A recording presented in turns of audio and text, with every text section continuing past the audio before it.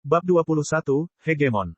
CRRR, CRRRR. Suara sesuatu yang berat ditarik ke tanah bergema di seluruh hutan. Kecuali suara ini, semuanya sunyi. Ini adalah suara mayat penguntit yang ditarik melewati hutan. Kepingan salju putih berjatuhan di sekitar Alex saat dia berjalan melewati kegelapan yang dalam. Tiba-tiba, Alex melihat sedikit cahaya keemasan datang dari langit. Jika matanya tidak diperkuat, dia tidak akan menyadari sedikit cahaya ini. Di atas lapisan awan ada bintang jatuh emas, cahayanya nyaris tidak terlihat olehnya.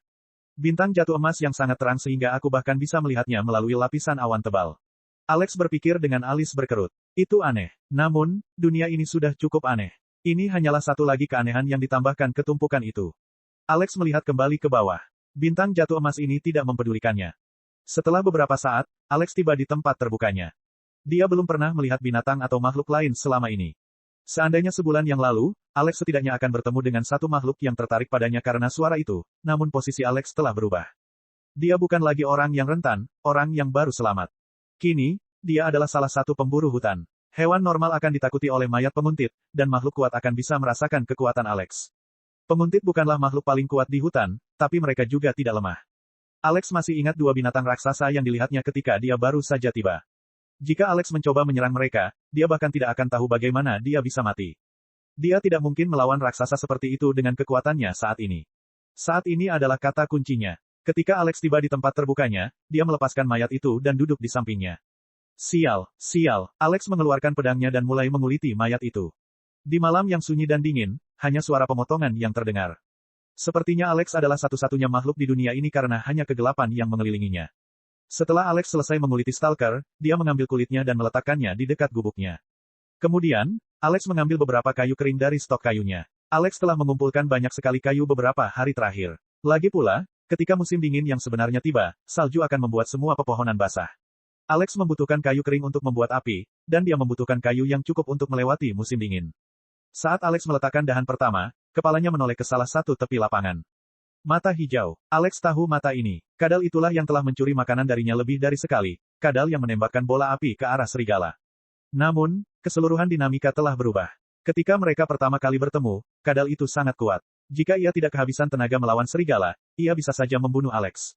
Kali kedua mereka bertemu, mereka hampir setara. Sekarang, Alex jelas lebih kuat di antara keduanya. Alex sangat percaya diri pada kemampuannya menghindari bola api, dan bahkan jika dia tidak bisa menghindarinya, dia masih bisa menggunakan pedang atau jubahnya untuk memblokirnya. Kadal itu berbahaya tetapi tidak seberbahaya penguntit. Keduanya tahu bahwa Alex lah yang lebih kuat. Alex menggaruk dagunya sambil berpikir sambil memandang kadal itu dari kejauhan. Alex memutuskan bahwa dia ingin mencoba sesuatu. Air tersembur. Alex meraih kaki Stalker yang terputus dan melemparkannya ke kadal. Kadal itu melompat ke samping dan memandang Alex dengan waspada. Alex tidak bergerak dan hanya memandangi kadal itu sebentar. Kemudian, Alex kembali membuat apinya. Kadal itu agak bingung untuk beberapa saat, tapi ia tidak bisa menahan nalurinya. Ia dengan hati-hati berjalan mendekati kaki itu, terus-menerus mengawasi Alex. Mengemas, kadal itu menggigit kakinya dan lari dengan kecepatan penuh. Alex hanya nyengir. Reptil di bumi adalah makhluk soliter. Hampir mustahil untuk menciptakan hubungan apapun dengan mereka, bahkan ketika seseorang telah memelihara mereka selama bertahun-tahun. Namun, dunia ini berbeda dengan bumi. Penguntit juga cukup pintar untuk menyadari bahwa saya lebih lemah tanpa senjata. Saya pikir makhluk lebih cerdas daripada binatang. Siapa tahu, mungkin jika aku bekerja cukup keras, aku bisa menjalin kerja sama dengan kadal itu. Jika kekuatannya meningkat, saya mungkin bisa menggunakannya sebagai oven atau pengering. Itu akan membuat bertahan hidup di musim dingin jauh lebih mudah. Sebenarnya cukup mengejutkan menemukan reptil di iklim dingin seperti itu. Kebanyakan reptil pada dasarnya berdarah dingin, dan mereka akan mati kedinginan pada suhu tersebut. Kurasa api yang digunakan kadal itu membuatnya tetap hangat di musim dingin. Bagaimanapun, itu untuk masa depan. Saat ini, aku perlu melihat apakah ini benar-benar berhasil, pikir Alex sambil terus menyalakan apinya.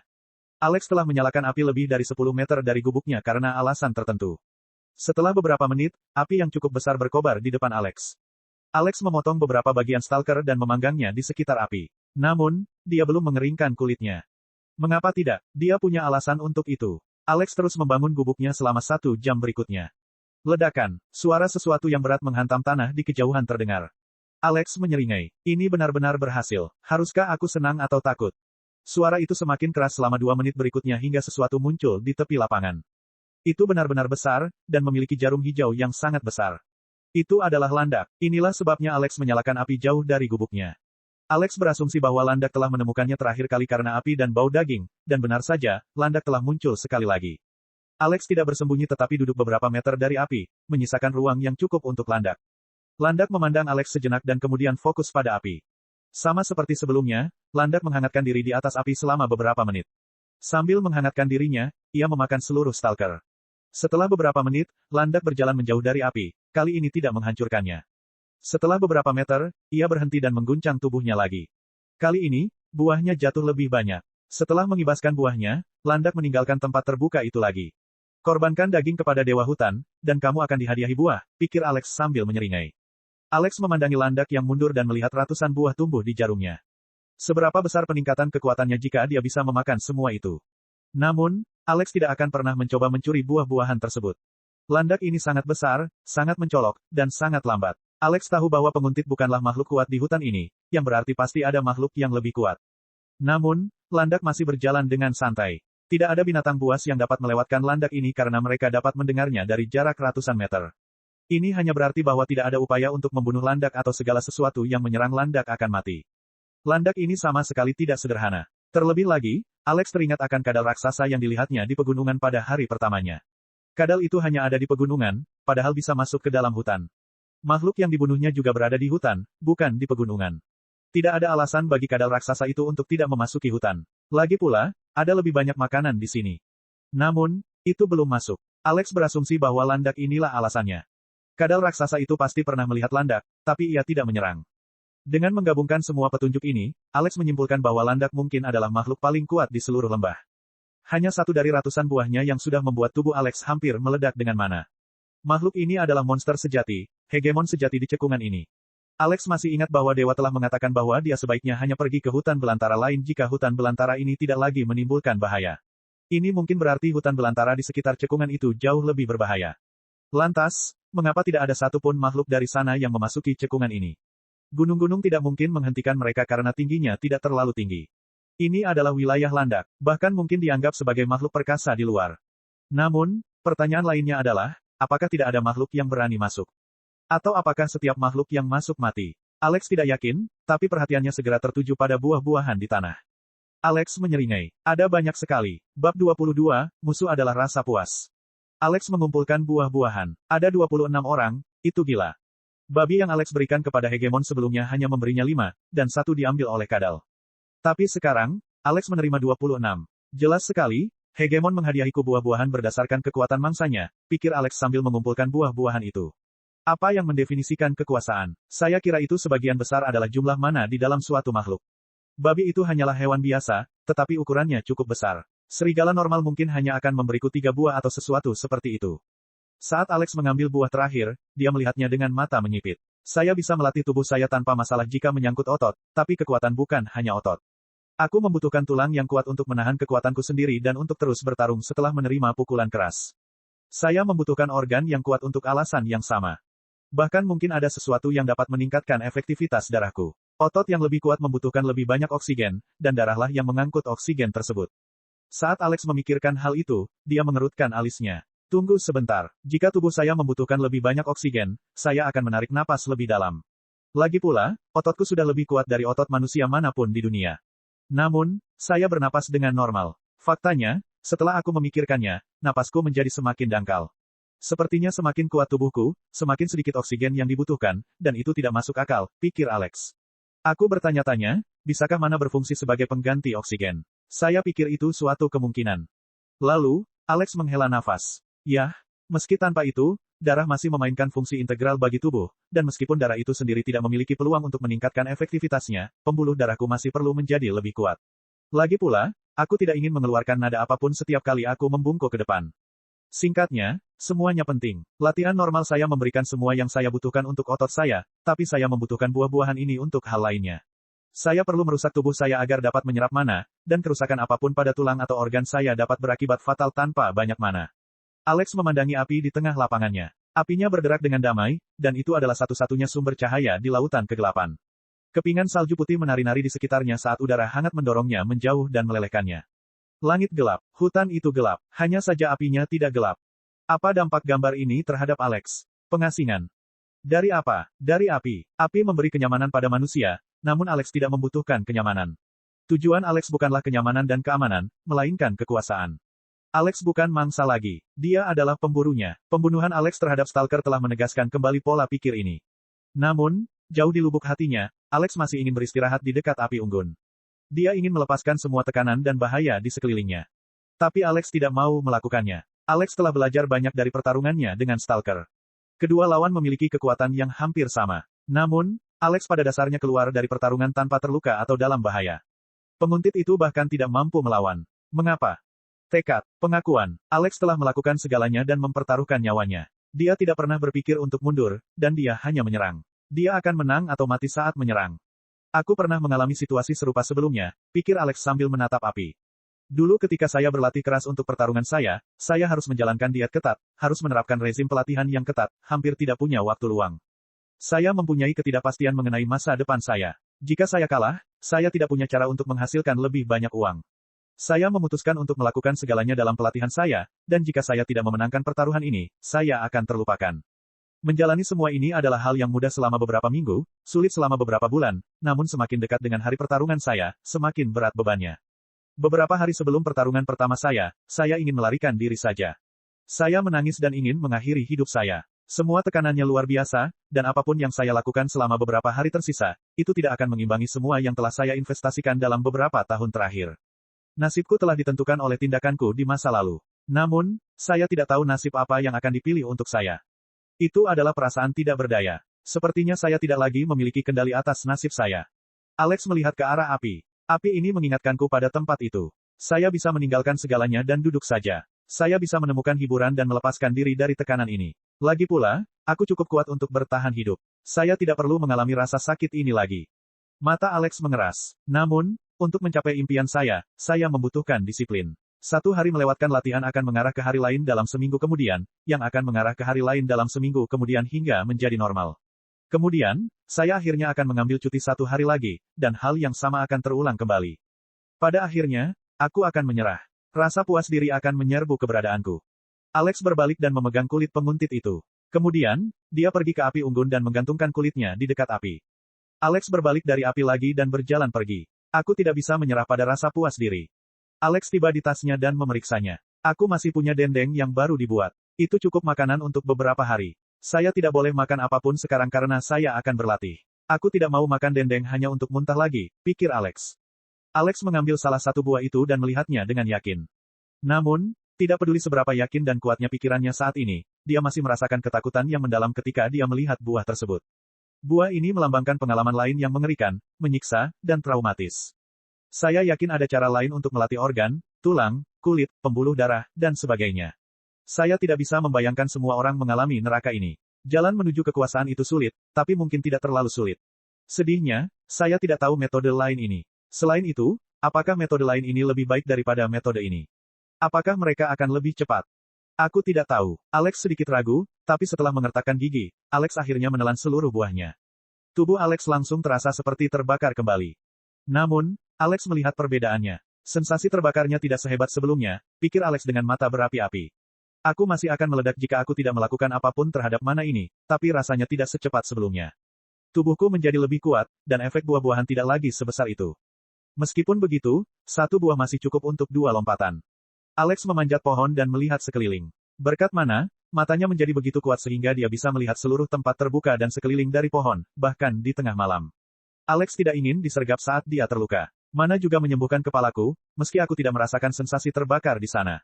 Biarpun aku kehilangan kesadaran, selama aku tidak langsung mati, mana akan menyembuhkanku. Kemudian, Alex melompat. Alex belum pernah melompat dari ketinggian setinggi itu. Beberapa detik kemudian, Alex jatuh ke tanah. Dia menghantam tanah dengan elang yang menyebar. Setiap bagian tubuhnya menyentuh tanah secara bersamaan. Tiba-tiba, Alex menjatuhkan dirinya ke samping sambil memuntahkan lebih banyak darah. Lalu, Alex menarik napas dalam-dalam. Rasanya seperti dia tidak bernapas selama 1 menit. Alex melihat ke sisinya di lantai, dan dia melihat genangan darah yang sangat besar. Alex melihat tubuhnya dan melihat bahwa pada dasarnya tidak ada luka. Aku kehilangan kesadaran selama setengah menit hingga 1 menit, Alex menyadari. Sungguh menakutkan memikirkan kemungkinan besar Alex tidak akan bangun lagi. Alex merasakan mana di tubuhnya dan, tentu saja, dia punya cukup untuk 1 lompatan lagi. Alex mengertakkan gigi. Aku harus melanjutkan. Alex memanjat pohon itu lagi. Malam ini, selama beberapa jam, suara ledakan yang keras terdengar dari bagian hutan ini. Hewan-hewan tersebut tidak pergi ke sana karena terdengar seperti predator yang menakutkan. Pemangsa tidak pergi ke sana karena suaranya akan menakuti semua mangsanya. Inilah salah satu alasan Alex memutuskan untuk berlatih di malam hari. Semua orang lebih berhati-hati, dan tidak ada yang mau pergi ke tempat bising di hutan pada malam hari. Jadi, Alex tidak diganggu dalam latihan masokisnya sepanjang malam. Bab 23, Dingin. Salju menyerbu seluruh hutan. Tanahnya tertutup salju setinggi hampir 1 meter, dan pepohonan telah berubah menjadi siluet es dan salju. Saat itu adalah puncak musim dingin. Sudah sekitar 4 bulan sejak Alex tiba di dunia ini. Saat ini, sudah siang. Sayangnya, matahari tidak dapat terlihat dengan jelas saat badai salju dahsyat melanda seluruh hutan. Dilihat dari es yang hampir mendatar di pepohonan, badai salju ini sudah berlangsung lama.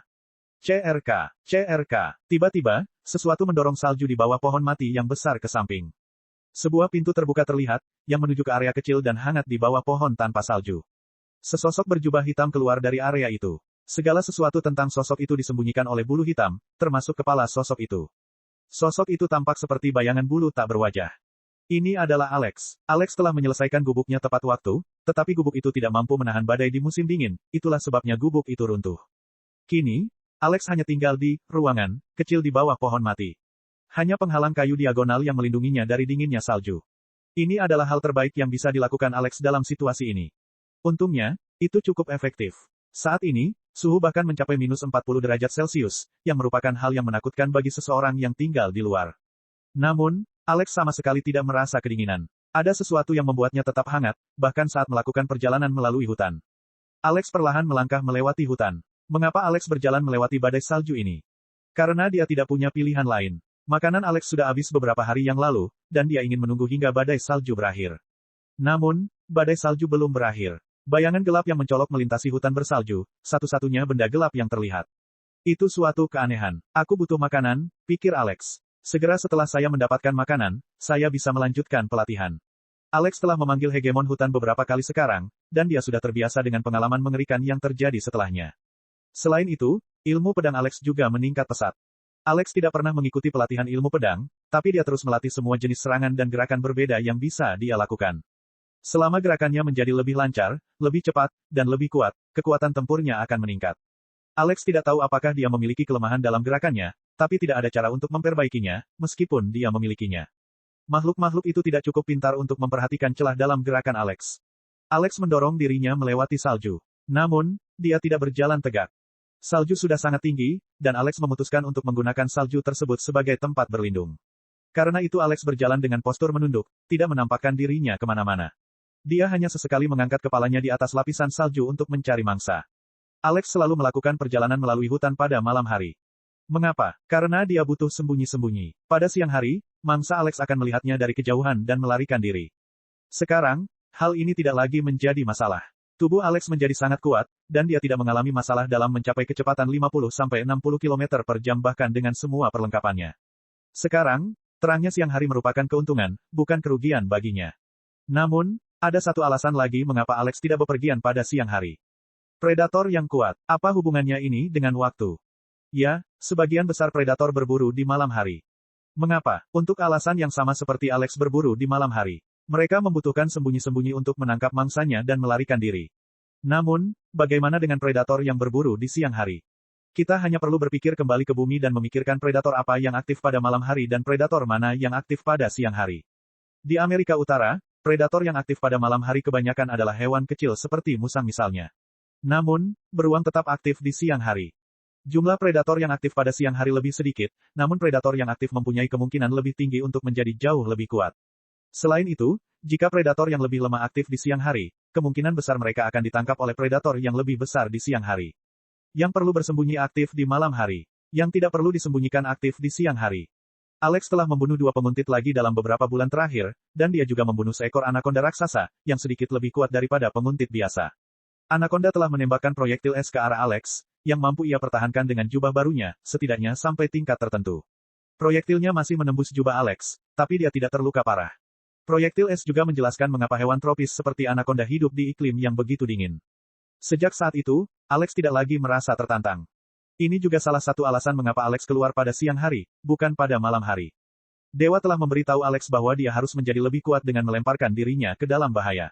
Saat ini, selama Alex tetap bersembunyi di siang hari, dia tidak akan berada dalam bahaya lagi. Ini cukup untuk bertahan hidup tetapi tidak cukup untuk mencapai kekuatan sejati. Alex tahu bahwa dia harus memaksakan diri. Dan bukankah ini kesempatan besar baginya? Badai salju yang begitu dahsyat akan mempersulit makhluk besar untuk bergerak. Selain itu, badai salju akan mengganggu mata, hidung, dan telinga makhluk tersebut. Sebagai perbandingan, Alex memiliki kulit tipis dan hampir transparan di matanya. Ini melindungi matanya dari badai salju. Alex melakukan perjalanan melalui hutan bersalju selama hampir 30 menit, meninggalkan celah di lapisan salju. Alex sudah melihat 2 kelinci putih sampai sekarang, tapi dia tidak tertarik pada mereka. Dia menginginkan mangsa yang lebih besar. Beberapa saat kemudian, Alex sampai di depan sebuah danau. Ini adalah danau di tengah hutan. Alex ingin datang ke sini karena lebih sedikit pohon yang menghalangi. Jika ada sesuatu yang melintasi danau beku, Alex akan bisa menemukannya. Danau itu lebarnya sekitar 1 kilometer, sehingga tidak kecil dan tidak besar. Namun, semakin dekat Alex ke danau, dia merasa semakin dingin. Apakah suhunya turun? Alex berpikir. Ketika Alex sampai di tepi danau, dia merasa suhunya turun 20 derajat lagi. Apa yang sedang terjadi? Mengapa di sini jauh lebih dingin? Saat Alex melihat ke danau, dia mendapatkan jawabannya. Alex menyipitkan matanya saat melihat 2 benda di tengah danau. Ada satu hal yang sulit untuk dijelaskan. Itu adalah suatu bentuk kekuatan. Udara putih keluar dari danau berbentuk puncak menara yang tingginya sekitar 2 meter. Itu hampir tampak ilusi. Beberapa es dan pecahan es tampak melayang di sekitar puncak menara putih ilusi itu. Inilah yang menyebabkan semua rasa dingin ini, dan aku yakin benda ini belum pernah ada sebelumnya, pikir Alex. Kemudian, Alex melihat hal lainnya. Dan hal itu juga. Apa hal lainnya? Seekor beruang es. Yang besar. Yang sangat besar. Beruang es itu mungkin tingginya hampir 3 meter, dan itu gila. Itu setinggi seekor gajah. Benda ini mungkin beratnya beberapa ton. Saat ini, Alex telah memupuk semacam perasaan terhadap binatang dan makhluk. Seberapa kuat perasaan makhluk ini? Jauh lebih kuat dari Stalker. Lebih kuat dari es anaconda. Mungkin sedikit lebih lemah dari kadal raksasa yang Alex lihat di pegunungan pada hari pertamanya. Jauh lebih lemah dari Hegemon. Beruang itu tidur di samping puncak menara. Puncak menara ini mungkin melepaskan sesuatu yang memudahkan makhluk dengan elemen es menjadi lebih kuat. Saya tidak tahu apakah ada jenis mana, tetapi jika ada, ini mungkin mana es terkonsentrasi. Alex melihat sekelilingnya lebih jauh dan menemukan beberapa tulang berserakan di sekitar danau. Menurutku hampir semua hewan dengan kedekatan es tertarik pada puncak menara ini, tapi beruang ini mungkin memenangkan pertarungan berdarah ini. Alex teringat kadal raksasa yang dilihatnya pada hari pertama. Kadal tidak berani masuk ke dalam baskom, tapi beruang ini berani. Namun, beruang ini hanya merasa sedikit lebih lemah dibandingkan kadal itu. Ini mungkin berarti beruang ini mewakili kekuatan tertinggi yang diizinkan oleh Hegemon. Dilihat dari rasa takutnya pada kadal, apapun yang lebih kuat dari beruang ini mungkin akan dibunuh oleh Hegemon. Saya tidak tahu bagaimana Landak melakukannya, tapi itulah satu-satunya penjelasan yang bisa saya berikan. Alex menyipitkan matanya dan mengertakkan gigi. Ini risiko yang sangat besar, tetapi saya harus mempertaruhkan nyawa saya. Rasanya aku tidak akan berdaya di depan beruang ini, tapi rasanya aku juga tidak bisa menang. Ini pertaruhan. Tinju Alex bergetar karena konflik, tapi akhirnya mengendur. Jika saya kembali sekarang, saya akan kembali lagi nanti. Saya tidak bisa membiarkan itu. Alex menyiapkan pedangnya dan menepuk-nepuk bagian samping tubuhnya sedikit untuk memeriksa sesuatu. Lalu, dia berjalan menuju danau. Bab 24, Beruang. Alex melangkah ke atas es. Lingkungan sekitar menjadi lebih dingin saat Alex berjalan maju. Namun, Alex dengan cepat menyadari sesuatu yang akan mengubah keseluruhan dinamika pertarungan. Alex hampir terjatuh saat kakinya kehilangan cengkeramannya. Ini es sialan. Bagaimana saya bisa mengabaikan hal seperti itu? Dia berpikir dengan frustrasi. Alex menikamkan pedangnya ke es. Pedang itu dengan mudah memasuki es, hampir seperti pedang itu tidak ada. Kemudian, Alex mendorong dirinya ke depan, menggunakan pedangnya sebagai titik jangkar di es. Alex berlatih sedikit agar terbiasa dengan bentuk gerakan barunya. Setelah beberapa menit, Alex memahami dengan baik cara bergerak dengan benar di atas es. Untungnya, beruang itu masih tidur. Entah dia tidak menyadarinya, atau Alex tidak merasa cukup berbahaya untuk peduli. Alex memandang beruang itu dengan mata menyipit. Ia bisa menggunakan cakarnya untuk berlari di atas es. Dalam hal ini, ia mempunyai keuntungan. Lalu, Alex menyeringai. Namun, es juga dapat merugikan jika saya menggunakannya dengan benar. Kemudian, Alex meluncur ke depan. Setelah meluncur sekitar 200 meter melintasi danau, beruang itu membuka matanya dan mengangkat kepalanya sambil menatap Alex. Jantung Alex melonjak saat tatapan mereka bertemu. Kuat, Alex berpikir, tetapi saya tidak selalu bisa hidup aman. Jika saya menginginkan kekuatan, saya harus memaksakan diri. Keduanya hanya saling menatap selama beberapa detik. CRRRR. Setelah beruang itu melihat Alex tidak bergerak, ia mulai menggeram tanpa suara, getarannya menyebar ke seberang danau. Entah aku merasa terancam atau kesal, pikir Alex. Alex terus meluncur ke depan. Ketika beruang itu melihat Alex tidak mundur, ia berdiri sambil berbalik ke arahnya. Geramannya semakin keras saat mencoba menakuti Alex. Alex mendekat. Kini, jarak mereka hanya berjarak 100 meter. Tiba-tiba, udara dingin di sekitar beruang itu berubah menjadi badai dingin. Beruang itu menarik napas dalam-dalam, dan Alex merasakan bulu kuduknya berdiri. Alex segera melompat ke samping. Bersinar, tombak yang terbuat dari es melesat melewati tubuh Alex dengan kecepatan gila. Bang! Tombak es itu menembus pohon dan tertancap di pohon di belakangnya.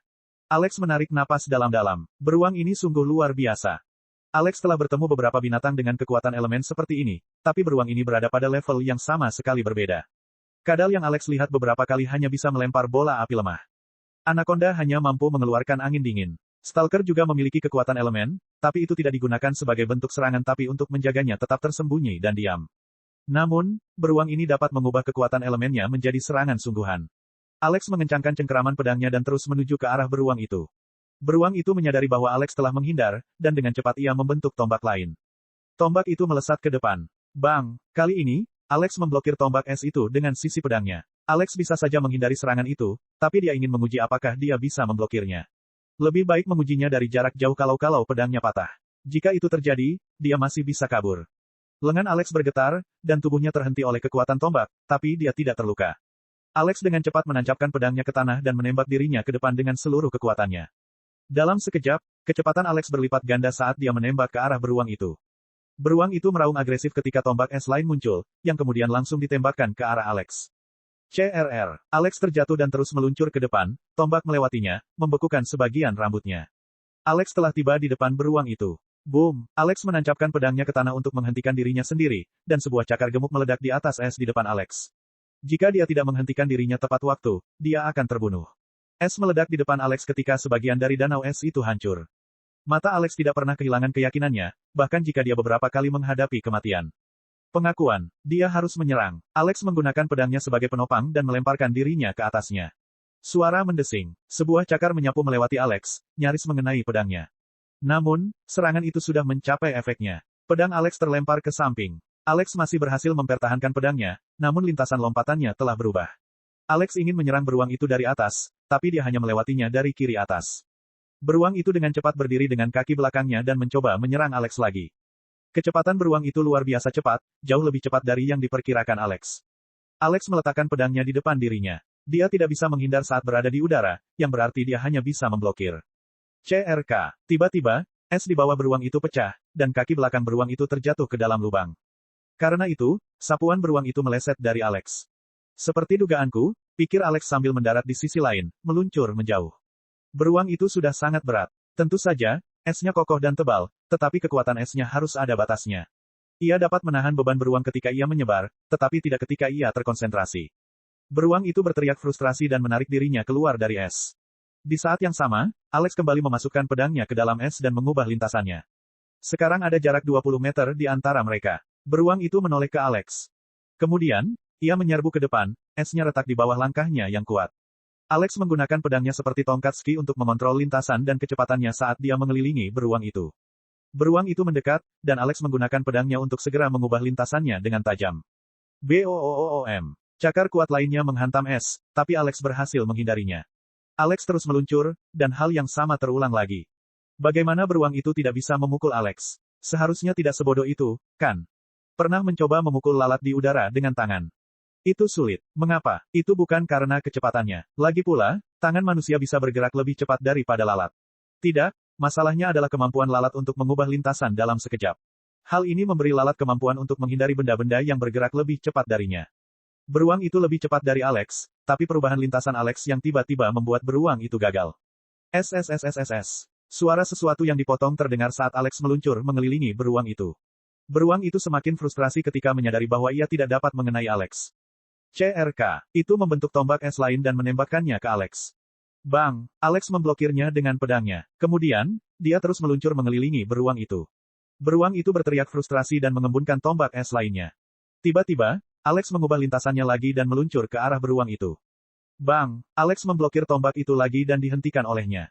Tiba-tiba, tombak lain muncul. Bang! Alex didorong ke belakang, dan dia jatuh telentang karena kekuatan tersebut, meluncur menjauh dari beruang. Tombak lainnya, ding, karena Alex tergeletak di tanah, tombak itu melewatinya dan mengubur dirinya di tanah di belakangnya. CRK, Alex meluncur tepat ke tombak, dan Alex dengan panik mendorong dirinya menjauh.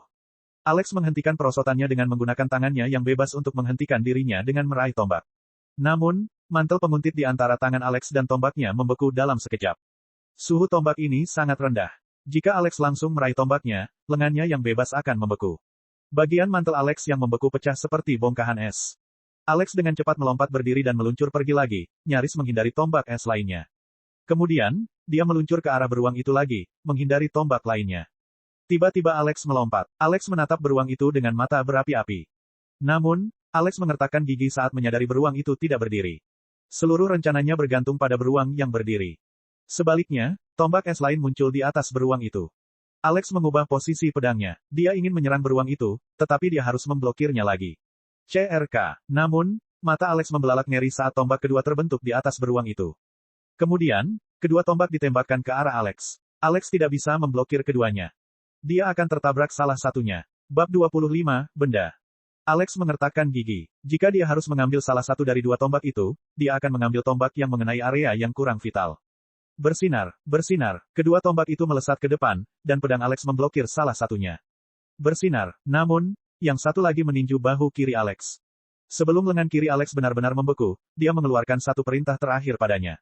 Suara mendesing. Mantel Alex terlempar ke atas saat lengan kirinya terangkat ke atas. Kemudian, lengan kiri Alex dan sebagian besar tubuhnya membeku dalam sekejap. Sekarang, teriak Alex. Saat mantel Alex dilempar ke atas, tubuhnya terlihat, dan ada sesuatu yang baru di dalamnya. Bagaimana Alex bisa tetap hangat dalam cuaca yang sangat dingin? Di sekitar tubuh Alex ada seekor kadal hijau besar. Benda itu melingkari tubuh Alex, dan memancarkan banyak panas. Itu adalah kadal yang ditemui Alex di hari pertamanya. Kadal itu sudah mempersiapkan diri. Bang! Kadal itu menembakkan bola api ke wajah beruang. Ledakan. Bola api tersebut meledak di kepala beruang tersebut, membuatnya menjerit ketakutan dan kesakitan. Matanya hancur total, bulunya hangus, dan luka bakar memenuhi wajahnya. Namun, ia belum mati. Dalam kekacauan itu, beruang itu berdiri. CRK, CRK. Kaki belakang beruang itu kembali menembus es, dan tubuh beruang itu menghantam bagian depan es karena kehilangan keseimbangan. CRK. Tiba-tiba, es dalam lingkaran kasar di sekitar beruang itu pecah. Dulu ketika Alex meluncur mengelilingi beruang itu, dia telah memotong bagian es tempat beruang itu berdiri. Jatuhnya beruang memecahkan kebekuan. CREEAAK. Tiba-tiba, lapisan es mulai miring ke satu sisi. Kaki belakang beruang berada di tengah lapisan es, sedangkan badannya berada di satu sisi. Seperti manusia yang bersandar sepenuhnya ke satu sisi sambil mengenakan pelampung di dalam air, lapisan esnya miring sepenuhnya. Bang! Sampai berubah 180 derajat. Tubuh beruang itu kini berada di bawah es dengan kaki belakangnya mencuat dari es. Alex mengertakkan gigi saat rasa sakit yang membakar dari sisi kirinya membakar pikirannya. Alex mendengar suara gemuruh teredam dari bawah es saat lapisan es berguncang dengan kuat. Ketika Alex mendarat, dia menggunakan pedangnya untuk menembak dirinya sendiri ke arah kaki beruang itu. Retakan. Alex mengayunkan pedangnya ke salah satu kakinya, dan pedang itu dipotong sampai ke tengah kaki, hanya terhalang oleh tulangnya. Ini adalah makhluk pertama yang berhasil menahan pedang Alex sampai taraf tertentu. Alex segera mengayunkannya untuk kedua kalinya. Retakan. Tulangnya patah, dan dengan ayunan lagi, kaki belakang kiri beruang itu terpotong. Pancuran darah keluar, melapisi seluruh tubuh Alex. Alex bisa mendengar raungan mengerikan lainnya di bawah es, tapi perhatiannya tidak bisa teralihkan sekarang. Bang! Alex memukul kaki beruang lainnya sebelum ia berhasil melepaskan diri. Bang! Namun, tiba-tiba sesuatu yang mengejutkan terjadi. Kaki beruang lainnya ditarik ke bawah permukaan danau dengan kecepatan yang mengerikan. Mata Alex membelalak. Ini tidak mungkin beruangnya. Sentakan itu terlalu kuat. Kesunyian. Hanya badai salju yang menderu-deru. Danau itu benar-benar sunyi. Alex perlahan berjalan ke depan dan melihat melalui salah satu dari dua lubang. Merah. Air di bawah lubang itu berwarna merah darah. Ini tidak benar. Bagi Alex, suasana di danau berubah. Dari ketenangan yang alami hingga ketenangan yang menakutkan. Alex tidak merasa seperti berada di danau, melainkan di atap wilayah kekuasaan makhluk menakutkan. Cara beruang itu ditarik ke dalam air sangatlah tidak wajar. Rasanya seperti ada tangan raksasa yang menarik keluar beruang itu. Tiba-tiba, suara hening sesuatu yang kecil keluar dari air terdengar. Tubuh Alex gemetar, dan dia dengan cepat melompat menjauh dari kedua lubang itu. Apa yang baru saja dia lihat? Tentakel yang panjang dan tipis diam-diam keluar dari salah satu lubang. Tentakel langsung menuju ke tengah danau, menuju puncak es halus di tengahnya. Tentakel itu sepertinya tidak berakhir karena memanjang lebih dari 20 meter. Ketika tentakel itu tiba di samping puncak menara halus, ia bergerak mengelilinginya, sepertinya sedang memeriksanya. Setelah beberapa detik, tentakel itu ditarik kembali ke dalam air. CRRRR. Kemudian, dua lubang di es tersebut segera diperbaiki. Sepertinya esnya tidak rusak sama sekali. Alex benar-benar berhenti bernapas saat dia menyaksikan semua ini terjadi. Dia tidak ingin mengeluarkan suara apapun. Setelah beberapa saat, Alex menyadari sesuatu yang lain, dan apa yang dilihatnya sangat mengguncangkannya. Puncak menara halus di tengah danau. Itu telah tumbuh lebih besar dan lebih kuat. Alex segera menggabungkan beberapa petunjuk menjadi gambaran yang menakutkan. Ini bukan fenomena mana yang alami, pikir Alex. Ini umpan. Benda ini menciptakan puncak menara halus ini untuk memikat makhluk yang kuat. Lalu, ia akan memakan makhluk itu setelah beberapa saat. Ini jebakan. Alex menarik napas dalam-dalam. Jika itu adalah makhluk lain seperti beruang, Alex tidak akan merasa begitu putus asa. Namun, kekuatan yang digunakan benda ini untuk menjatuhkan beruang itu terlalu menakutkan. Itu seperti seorang pria dewasa yang hanya mencabut sehelai rumput. Tarikannya begitu kuat sehingga mungkin lebih sulit untuk tidak mencabik-cabik beruang itu secara tidak sengaja daripada menariknya keluar dari es. Beruang dan makhluk ini sama sekali tidak berada pada level yang sama. Mungkin sebenarnya landak bukanlah makhluk terkuat di hutan ini. Alex berpikir dengan ketakutan. Bagaimana jika landak bukanlah alasan mengapa tidak ada makhluk kuat di sini? Bagaimana jika alasannya adalah benda yang ada di danau itu? Tiba-tiba, Alex merasakan sesuatu menarik mantelnya, dan Alex hampir melompat mundur. Namun, dia menyadari bahwa hanya kadal itu yang turun. Kadal itu sepertinya ingin menarik Alex menuju puncak menara halus di tengah danau. Kadal itu memandangi lengan kiri Alex yang membeku, lalu ke puncak menara, ke lengan Alex lagi, dan ke puncak menara lagi. Alex juga melihat lengannya dan mengertakkan gigi. Lenganku pada dasarnya hancur, pikirnya kesakitan. Seluruh lengan Alex telah membeku, dan hawa dingin bahkan mulai menyerang tubuhnya. Alex tahu lengan kirinya sudah mati total. Alex memandangi puncak menara yang halus itu. Sama seperti sebelumnya, es terbentuk di sekitar puncak menara secara terus-menerus, dan menari mengelilinginya dengan tenang. Naluri Alex memberitahunya bahwa ada banyak sekali mana di sana. Namun, ini umpannya, pikir Alex. Kadal itu berpikir bahwa puncak menara ini dapat membantuku. Mungkinkah kekuatan esnya bisa menyembuhkan lenganku yang mati? Alex memandangi danau yang tenang, dan dia merasakan tekanan yang berlebihan di udara. Tetapi jika makhluk itu memperhatikanku, aku mati. Alex melihat lengan kirinya lagi. Namun, aku sudah kehilangan satu lengan. Ini akan sangat melumpuhkan kemampuan bertarungku, pikir Alex.